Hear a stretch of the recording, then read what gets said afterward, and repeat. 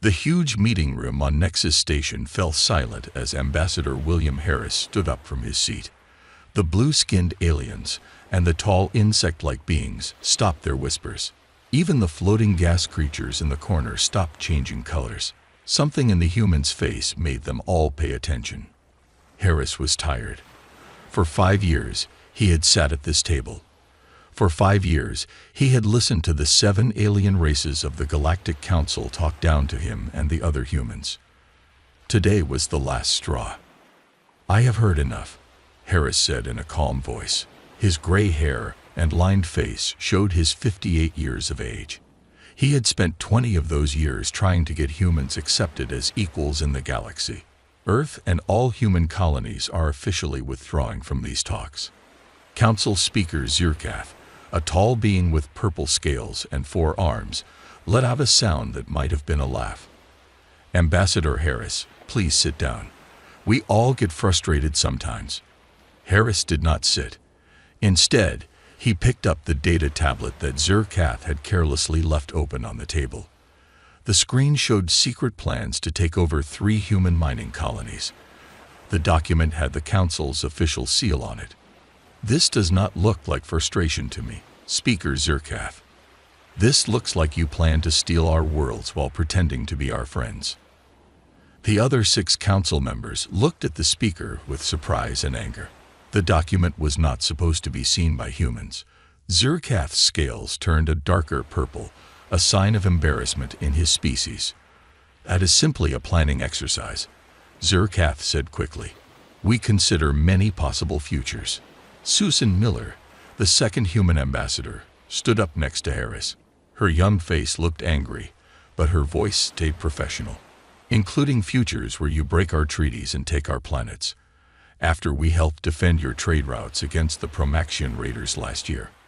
The large gray alien named Quilera waved one of her 6 tentacles dismissively. "Your ships were barely useful in that conflict. Without our guidance, your species would still be stuck on your single planet."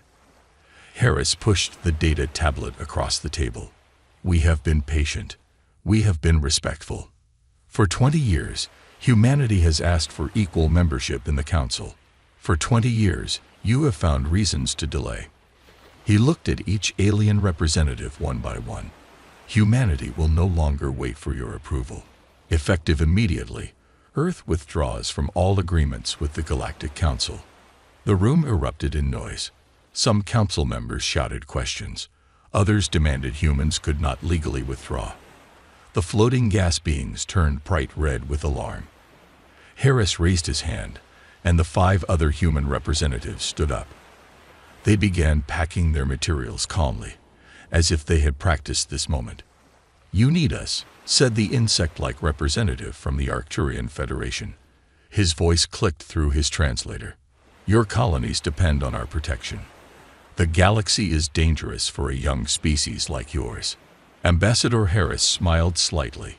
"We have learned much from our time with the Council, perhaps more than you realize." Susan Miller handed Harris a small device. He pressed it, and suddenly all the screens in the room went dark. When they came back on seconds later, all data about Earth and human territories had been wiped from the Council databases. "We will protect what is ours," Harris said. "If the Council wishes to establish new relations with humanity in the future, as equals, you may contact us. Until then, all diplomatic channels are closed." The human delegation walked out of the room in perfect order. As the doors closed behind them, the council members looked at each other in confusion. Some seemed worried, but most were simply annoyed. "They will come back when they realize how foolish this is," Quilera said confidently. Only Trell, the youngest council member, looked truly concerned. "I am not so sure," he said quietly.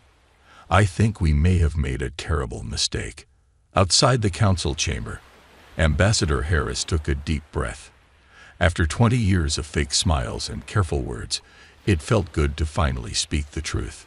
"Send the signal to Earth," he told Susan.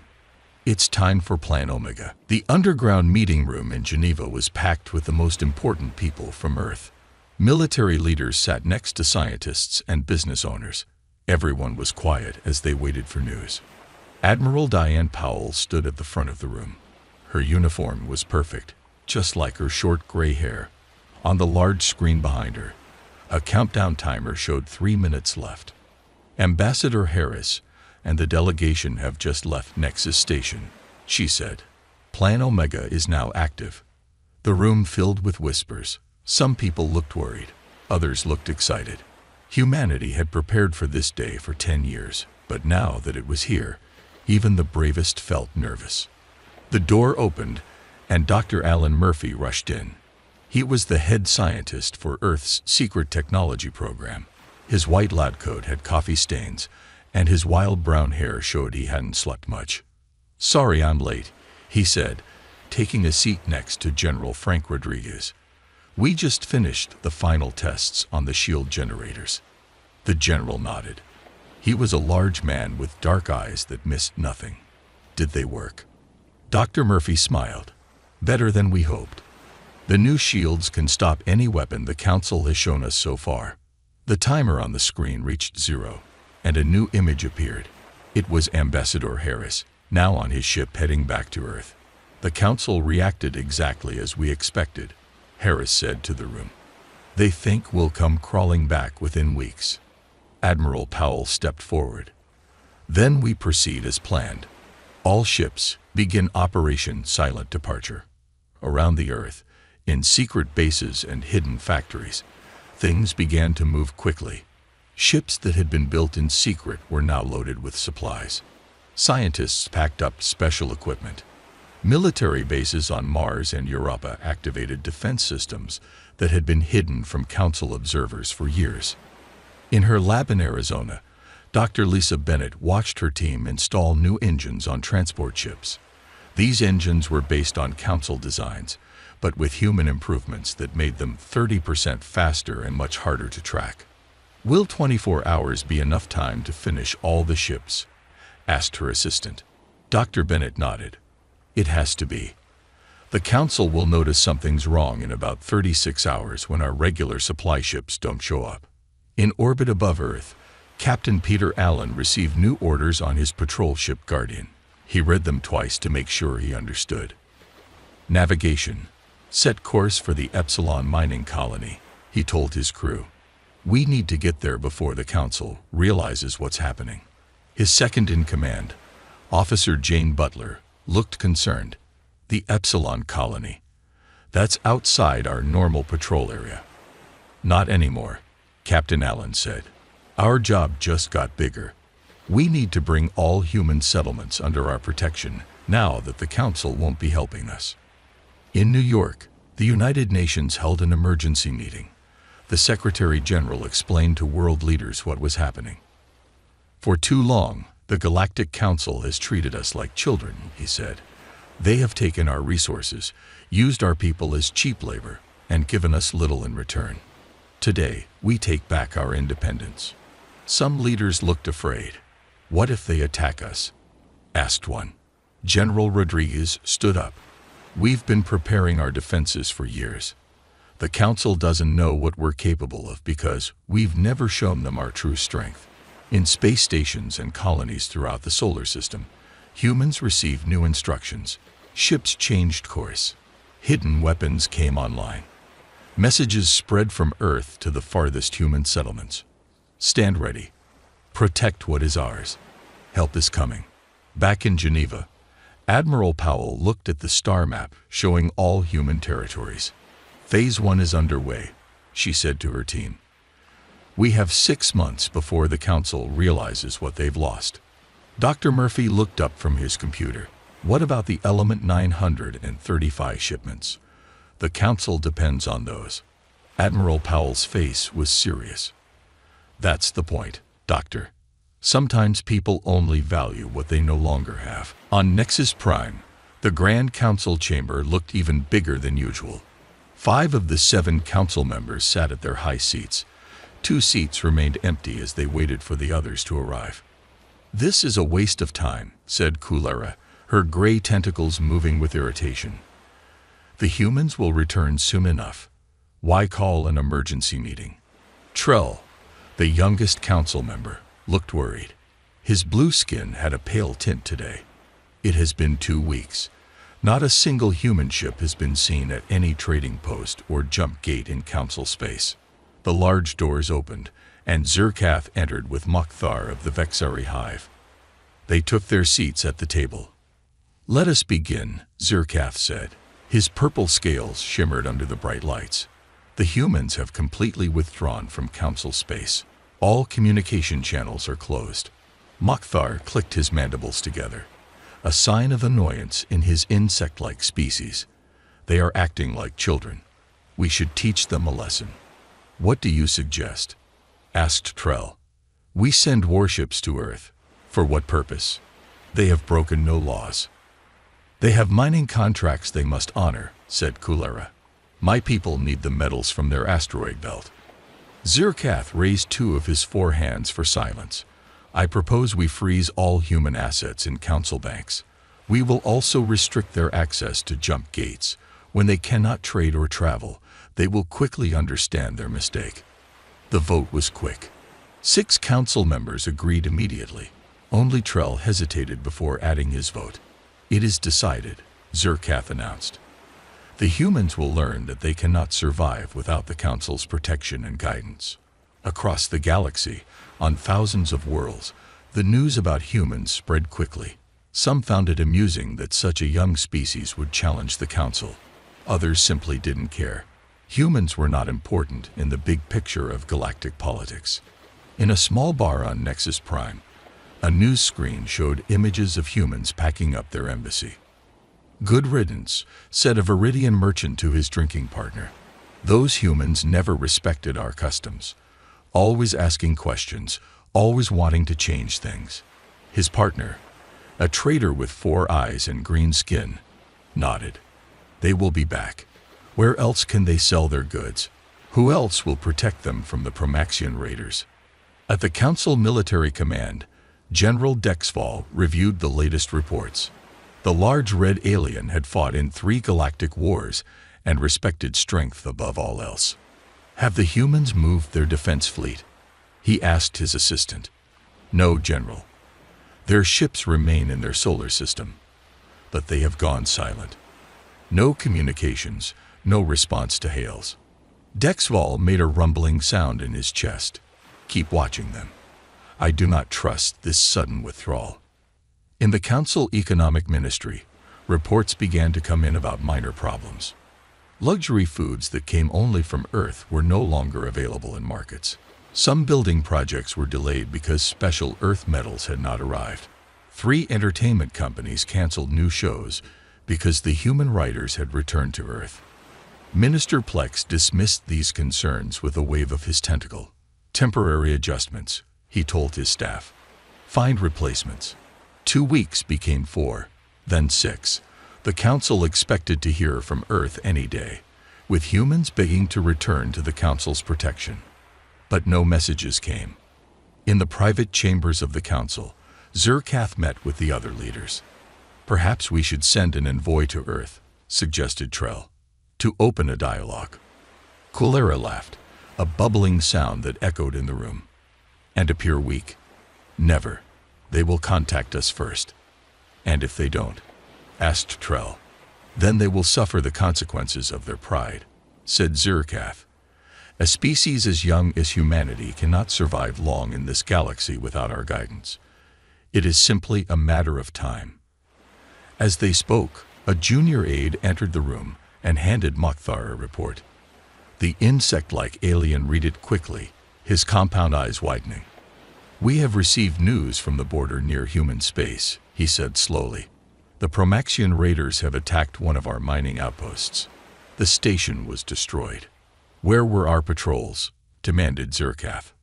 Mokhtar looked up from the report. "That sector was usually guarded by human ships." The emergency alarms woke General Dexval from his sleep cycle. He rushed to the command center of the Council Defense Station. The large screen showed a red alert near the border of what used to be human space. "Report," he demanded. His second-in-command, a blue-skinned Arcturian named Velner, looked worried. 3 more mining stations have been attacked by Promaxian raiders, sir. All in the same sector. Casualties: 42 dead, 17 missing. All resource containers stolen. Dexval growled, showing his sharp teeth. Where are our defense ships? We sent a response fleet, but they arrived too late. Again. Velnar pulled up a map on the main screen. The raiders are hitting targets here, here, and here. All places where human patrol ships used to guard our interests. It had been 3 months since the humans withdrew from the Council. At first, the Council thought it was a small problem that would fix itself. Now they were not so sure. Send a message to Earth, Dexval ordered. Demand they explain their absence from the patrol routes. An hour later, Velnar returned with a simple message. The screen showed only text. Diplomatic channels close. Human Defense Force no longer provides services to the Galactic Council. In another part of Council space, Merchant Guild leader Rivapa stood in her empty warehouse. 6 months ago, this building had been full of luxury goods from Earth. Coffee beans, chocolate, special wines, and handmade items that wealthy aliens love to buy. Now the shelves were empty. My customers are angry, she told her assistant. They want their Earth products. Her assistant, a small green alien, checked his datapad. We have tried to contact Earth trading companies 10 times. They do not answer. Rivapa walked to the window and looked out at the trading port. Many ships sat idle, their crews with nothing to do. Before the humans left, this port had been busy day and night. It is not just the luxury items, she said quietly. The repair shops have no work because the human engineers are gone. The entertainment centers are half empty because the human musicians left. On the Council homeworld of Nexus Prime, a group of business leaders demanded to see the Council. After waiting 3 days, they were finally allowed into the Grand Chamber. The humans must be brought back, said Kraltox, owner of the largest shipbuilding company in Council space. My production is down 60% without human workers. My research team cannot function without human scientists, added Dr. Mira, head of the Advanced Technology Institute. They think differently than any species we know. They find solutions we would never consider. Zerkath listened with growing frustration. We have sent 6 diplomatic messages to Earth. They respond with the same automated message every time. The humans refuse to talk to us. Then offer them something, suggested Kraltox. They clearly want better terms. Kulera's tentacles waved angrily. We do not negotiate with those who disrespect the Council. The humans will return when they have learned their lesson. As they argued, a junior member of the Council staff entered and whispered something to Trell. The young Council member's blue face turned almost white.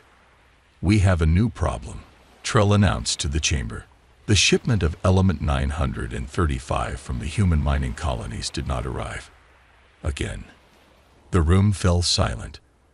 Element 935 was essential for faster-than-light engines. Without it, new ships could not be built, and older ships could not be repaired. How much reserve do we have? Asked Zerkath. At current usage rates, less than 6 months, Trell said. We need to find a new source. In a secure room deep inside Council headquarters, the 7 Council members met in private. The mood was tense. We may have underestimated the humans, admitted Mokhtar. They are not returning as we predicted. They cannot survive on their own, insisted Kulera. It is impossible. Trell looked at a data pad showing reports from across Council space. With respect, it seems we are the ones facing difficulties. Perhaps it is time to consider that we need the humans more than they need us. Zerkath stared out the window at the gleaming city below. Prepare a diplomatic vessel, he said finally. We will send an envoy to Earth with our terms. Terms? Asked Mokhtar. What terms? Whatever it takes to bring them back, Zerkath said. Within reason. The Council diplomatic ship Harmony approached the edge of Earth's solar system. Captain Lux of the Arcturian fleet stood on the bridge, watching the stars. His mission was simple: convince the humans to return to Council space. We are receiving a message from Earth Defense Command, said his communication officer. "Play it," ordered Captain Lux. A human woman appeared on the screen. She wore a dark blue uniform with stars on the shoulders. "Council vessel, this is Admiral Diane Powell of Earth Defense Force. State your business." Captain Lux bowed slightly. "Admiral, I bring a message from the Galactic Council. We wish to reopen diplomatic talks with Earth." Admiral Powell's face showed no emotion. "Transmit your message. We will review it." "I am authorized to speak directly with your leaders," Lux said. "My orders are to." "Transmit your message," Powell repeated. "You are not cleared to enter Earth space. Any attempt to proceed beyond this point will be considered hostile action." The screen went dark. Captain Lux looked at his crew with surprise. This was not the warm welcome the Council had expected.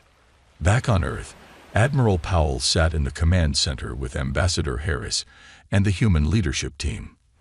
They reviewed the Council's message together. "They offer us full trading rights," said Harris, reading from the screen, "and a 10% reduction in tribute payments." Dr. Alan Murphy laughed.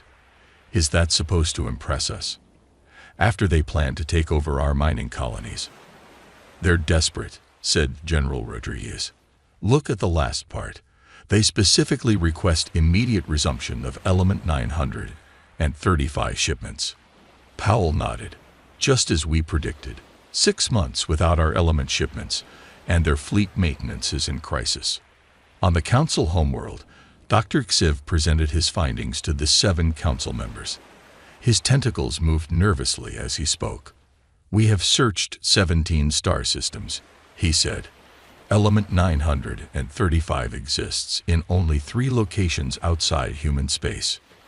"Then we will mine those locations," said Kulera impatiently. Dr. Xiv projected images onto the large screen. "The first location is deep underwater on a high-gravity world. The second is near the core of a barely stable planet. The third is in an asteroid field that is highly radioactive." Zirkath leaned forward. "Your point, Doctor. We can mine these locations, but the cost will be 5 times higher than buying from humans. And we would need special equipment that only humans have designed." The Council chamber grew quiet. Trell finally spoke. "So we need humans, not just for the element, but for their technology and innovation."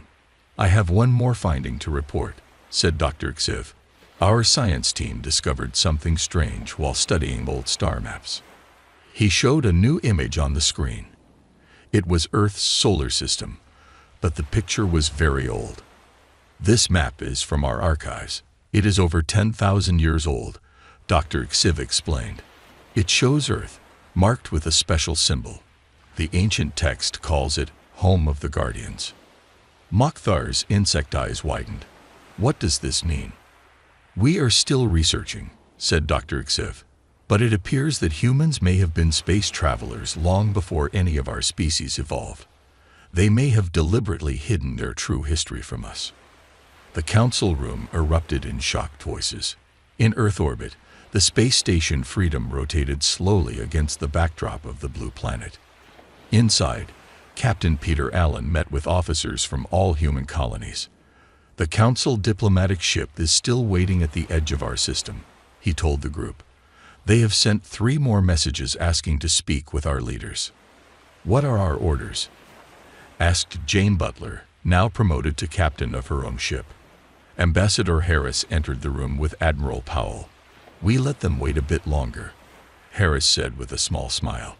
"Let them see how it feels to be ignored." Powell activated a large star map in the center of the room. It showed human ships spread across space far beyond Council territory. "While they've been trying to contact us, we've established 4 new colonies outside their sensor range," she said. "And our scientists have made breakthroughs in shield technology that the Council can't even imagine." Harris looked at the assembled officers. "The question now is, what do we want from the Council?" "They need us more than we need them." A young officer raised his hand. "Sir, why not just leave them behind? We're doing fine on our own." Harris shook his head. "Because isolation isn't our goal. Working together is always better than working alone. But this time, We'll be partners, not servants. On his ship, Captain Lux received new orders from the Council. He read them with surprise. Set course for Earth, he told his crew. We have been authorized to offer them full Council membership. Immediately, the news spread quickly across Earth and all human colonies. The Galactic Council had offered full membership to humanity. After decades of being treated as lesser beings, humans were suddenly valued. In the White House Situation Room, world leaders and military commanders gathered to discuss the offer. Admiral Powell stood at the front of the room, her face serious. "It's a trap," said General Rodriguez. "They just want our Element 935 and our technology. Once they have what they need, they'll push us aside again." Ambassador Harris shook his head. "I don't think so. I've known some of these council members for 20 years. They're truly desperate." President Laura Grant, a tall woman with calm eyes, listened to everyone before speaking. "What do our intelligence reports say?" Dr. Lisa Bennett activated a screen showing council space. "Their ships are breaking down without Element 935. 3 of their colonies have reported food shortages because transport ships can't make deliveries. The Promaxian raiders have become bolder, attacking deeper into Council territory." "Perfect time to negotiate," said Harris with a small smile. "Or perfect time for something else," said Admiral Powell. She pressed a button on the table. "Captain Greg Martinez, report please." A new face appeared on the screen. Captain Martinez had a scar across his cheek and tired eyes. "Admiral, my fleet is in position near the Council homeworld. They have no idea we're here. Our new stealth technology works perfectly." The room went silent. No one had expected this. "You positioned warships near Nexus Prime?" President Grant asked, her eyes wide. "Without Council knowledge." Admiral Powell nodded. "Just as they positioned ships near Earth many times over the years. The difference is, they know we're watching them. They just don't know how close we are." On the Council homeworld, an emergency session was underway. All 7 Council members sat at their high table, surrounded by military and science advisors. "The humans have not responded to our offer of full membership," said Zirkath. His purple scales had dulled, showing his stress. "Then we must show our strength," said Mukhtar, his insect mandibles clicking angrily. "We will send the Grand Fleet to Earth. A show of force will remind them who rules this galaxy." Trell looked horrified. "Are you suggesting we threaten them with war? Over Element 935? "Not war," said Kulera. "Just a reminder that the Council has protected them for decades. They owe us." Despite Trell's objections, the vote passed. The Council would send 60 warships to Earth, the largest fleet gathered in 50 years.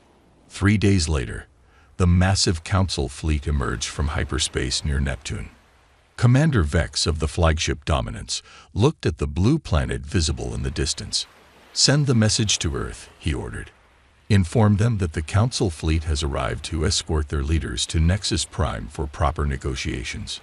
His communication officer looked confused. "Sir, I'm detecting energy readings all around us, but I don't see any ships." Suddenly, defense platforms appeared around every planet and moon in the solar system. They had been invisible until now, hidden by technology the Council had never seen before. "Sir," shouted his sensor operator, "human ships are decloaking." Hundreds of them. All around the Council fleet, human warships appeared from nowhere. They had been there all along, waiting and watching. A human face appeared on the main screen. It was Admiral Greg Martinez. "Council Vessel Dominance, this is Admiral Martinez of Earth Defense Force. You have entered Earth space with a military fleet. This is considered an aggressive action." Commander Vex stood straighter. "We come under Council authority to." Martinez cut him off. "You have 30 minutes to reverse course and leave our solar system. This is not a negotiation." Vex looked at the sensor readings again. The human ships were smaller than Council warships, but there were many more of them. And their weapons were locked onto every Council vessel. "They're bluffing," said his second in command. Humans don't have weapons that can harm our ships. As if hearing these words, a small human ship fired a single shot at an empty area of space. The energy blast was more powerful than anything Vex had ever seen. It could have destroyed his flagship with one hit. "Open a channel to all ships," Vex said quietly. "Order them to turn around. We're leaving." "But sir," the council ordered. "The council doesn't know what we're facing," Vex interrupted. "These are not the same humans we've dealt with before." As the council fleet turned around, Admiral Martinez sent one final message. "Next time, call ahead before visiting. It's only polite." The council chamber was completely silent. Commander Vex had just finished his report about what happened at Earth. The 7 council members looked shocked. "They had hundreds of ships," Vex said, "all with technology we have never seen before. They could have destroyed our entire fleet." Zirkath's purple scales had turned almost white. Why didn't they attack? They had every advantage. "The humans simply wanted us to leave," Vex replied. "They showed their strength but chose not to use it." After Commander Vex left, the council members looked at each other with new understanding. The humans had never been weak. They had been watching, learning, and building their strength in secret. "We have made a terrible mistake," said Trell. His blue skin looked pale. "For 20 years, we treated them like children. All that time, they could have struck at us, but didn't." In a different part of the council building, Dr. Xiv worked with a team of researchers. They had spent weeks studying ancient records from all 7 council species. What they found was changing everything they thought they knew about humans. "Look at this," he said to his assistant. He showed an ancient stone tablet from the Arcturian homeworld. It had a drawing of tall beings that looked like humans. The writing called them the ones who came from the stars. "And this," he continued. He displayed a very old book from Kulara's people. It told stories of sky guardians who helped them survive a terrible disaster 15,000 years ago. Every council species had similar stories in their oldest records. Beings that looked like humans had visited their worlds long ago. They had helped each species survive disasters or develop important technologies, then disappeared. Dr. Xiv prepared his report for the council. The evidence was clear. Humans had been space travelers thousands of years before any current council species. For some reason, they had retreated to Earth and stayed there until recent times. On Earth, Dr. Alan Murphy worked in his lab deep under the Rocky Mountains. He studied the strange metal disc found 50 years ago in an ancient human city. The disc was covered with writing no one could read, but it contained technology far more advanced than anything humans had developed. "Are you sure about this?" asked President Grant. She had come to see his work personally. Dr. Murphy nodded. "The disc is at least 50,000 years old. It belongs to us, to humans, but from a civilization we don't remember." Admiral Powell joined them. "So the stories might be true. Humans had an advanced civilization, traveled the stars, helped other species, then something happened, and we forgot everything." "It looks that way," said Dr. Murphy.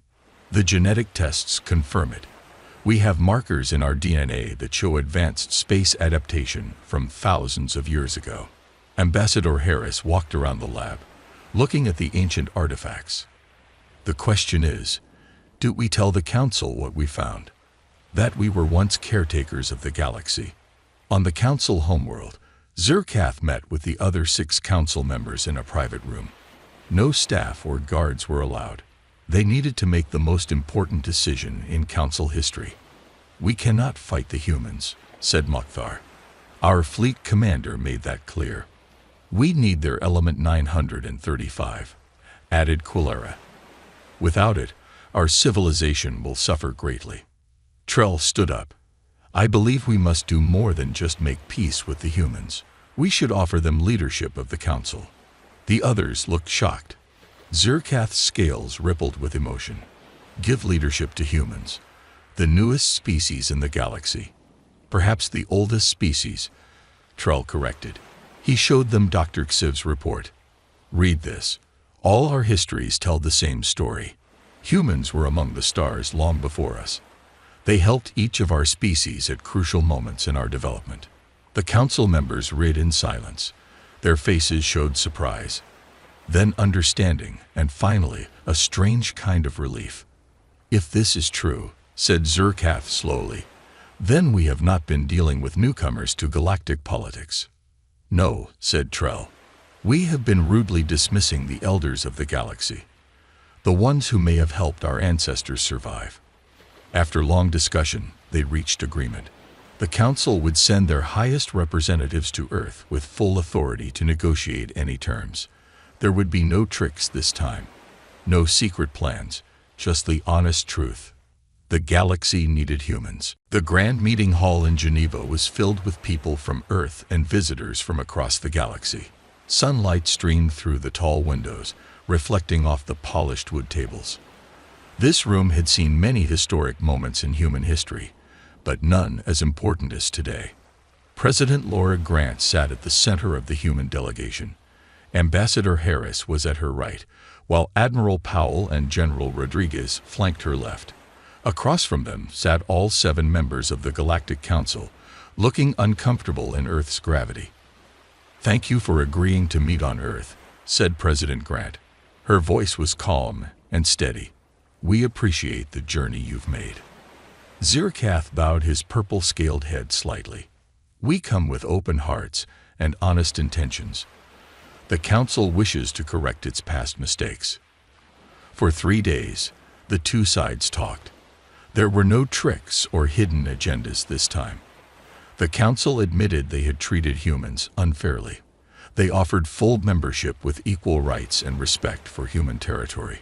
Ambassador Harris studied their faces as they spoke. After 20 years of dealing with the Council, he could tell they were sincere. They had finally realized that humans were not just another young species to control. On the final day, President Grant signed the new treaty. It was simple and fair. Earth would rejoin galactic society as a full and equal member of the Council. Human territory would be respected. Human innovations would be shared, but with fair payment and credit. "There is one more thing," said Trell, the young blue-skinned council member. "We believe the leadership of the Council should rotate among all members, and we suggest that Earth take the first turn as Council leader." The room went quiet. This was unexpected. Humans had gone from being treated as children to being offered leadership of the galaxy. President Grant looked at her advisors, then back at the Council. "We appreciate the offer, but we don't seek to rule others. We only want partnership and respect." Kulera's gray tentacles moved with surprise. "After how we treated you, you do not want revenge. Power over us." Admiral Powell shook her head. "That was never our goal. We withdrew from talks to protect ourselves, not to dominate you." After the Council members left to prepare their ship, Ambassador Harris walked with Captain Steve Brooks in the garden outside the meeting hall. Captain Brooks commanded the Earth ship Resilience, which had discovered 3 new habitable planets during the months away from Council space. "I don't understand," said Brooks. "We could have taken control of the Council. Why didn't we?" Harris watched a butterfly land on a nearby flower. "Because that's not who we are. Humans don't need to control others to feel strong." Later that evening, at the celebration dinner, Zerkath approached Dr. Alan Murphy. The Council member seemed nervous. "Your research into human history," Zerkath said quietly. "Have you discovered why your people left the stars long ago? Why you returned to Earth and forgot your past?" Dr. Murphy smiled. "We have theories. Some ancient texts suggest our ancestors chose to start over. They believed advanced technology was making us lose something important. What could be more important than progress?" asked Zerkath. "Compassion. Creativity. The joy of discovery," Murphy replied. "Sometimes you need to step back to move forward in the right way." As the celebration continued, humans and aliens mixed together, sharing stories and ideas. In orbit above Earth, ships from 15 different species docked at the new International Space Station. Among them were vessels from 5 species unknown to the Council, civilizations that humans had discovered and befriended during their time away. Admiral Powell stood with President Grant, watching the diverse crowd. "Do you think it will last? This new relationship?"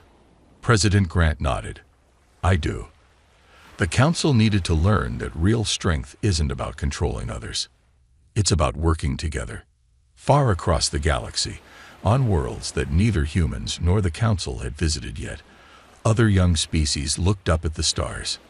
They were developing their first technologies, taking their first steps toward space. When they eventually reached the stars, they would find not an empire ruled by one dominant species, but a community of equals. And humans would be there to welcome them, just as they had welcomed others thousands of years ago.